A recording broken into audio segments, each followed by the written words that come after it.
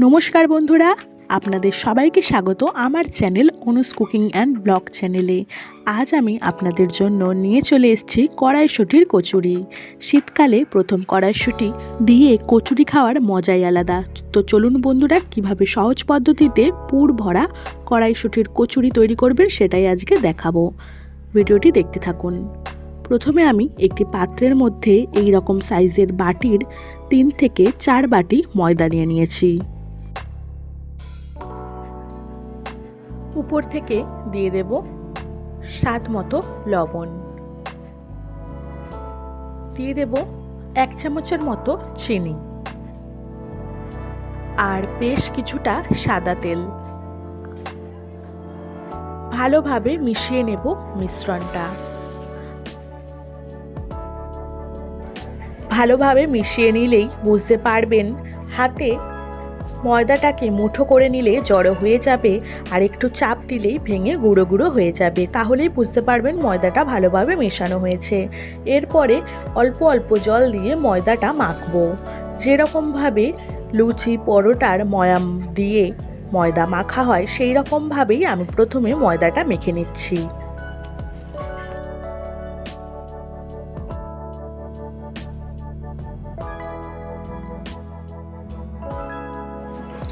প্রায় 10 থেকে 20 মিনিট আমি ময়দাটা ভালোভাবে মেখে নিয়েছি। এরপর ময়দার উপরে অল্প একটু সর্ষের তেল ছড়িয়ে দেব। কিছুক্ষণের জন্য ঢাকনা দিয়ে রেখে দেব, যাতে ময়দাটা আরও একটু সফট হয়ে যায়। এবার কড়াইশুঁটি কচুরি বানানোর জন্য কড়াইশুঁটি নিয়ে নিচ্ছি। ময়দার মধ্যে যে কড়াইশুঁটির পুর ভরা হবে তার জন্য প্রথমে মটরশুঁটিগুলো ছাড়িয়ে নিচ্ছি।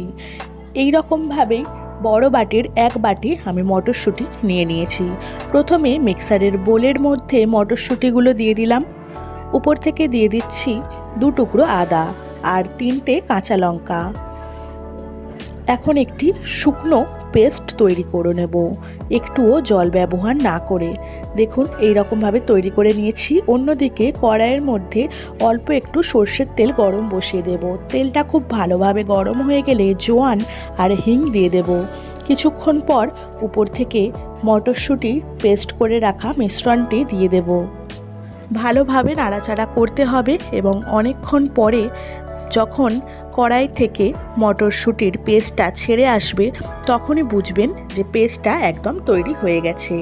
উপর থেকে দিয়ে দিচ্ছি স্বাদ মতো লবণ, চিনি, হলুদ গুঁড়ো আর অল্প একটু জিরে গুঁড়ো।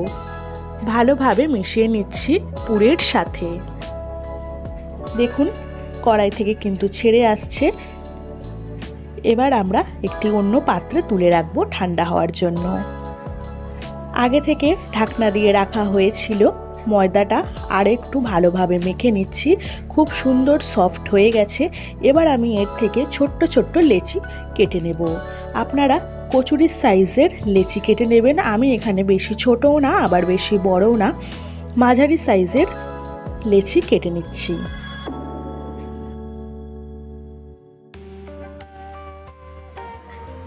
এইভাবেই আমি সমস্ত লেচিগুলো কেটে নিয়েছি। এবার আসি মেন পর্যায়ে। একটা লেচি নিয়ে মাঝখানে বাটির মতো অংশ করে নেব।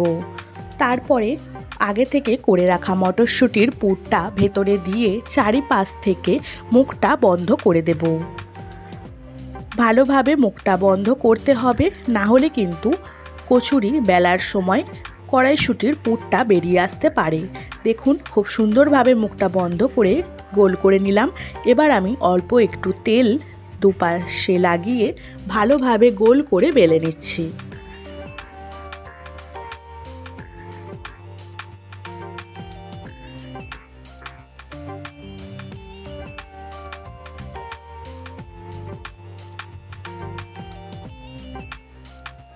দেখুন খুব সহজ পদ্ধতিতেই তৈরি করে ফেললাম, একটুও কিন্তু পুর বাইরে এলো না।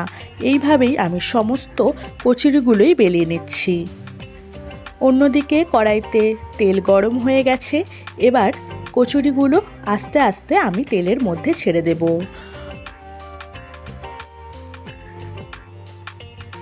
কচুরি অল্প একটু ফুলে এলেই অন্য প্রান্তে ছান্তা দিয়ে একটু চাপ দিলেই পুরো ফুলে যাবে। দেখুন তৈরি হয়ে গেছে আমাদের গরমা গরম কড়াইশুঁটির কচুরি। এই রকম কড়াইশুঁটির কচুরির সাথে আলুর দম একদম জমে যায়। ছবিতে যেই আলুর দমের সাথে আমি কড়াইশুঁটির কচুরি সার্ভ করেছি সেই আলুর দমের রেসিপি ডেসক্রিপশন বক্সে পেয়ে যাবেন, আপনারা প্লিজ চেক আউট করে নিন।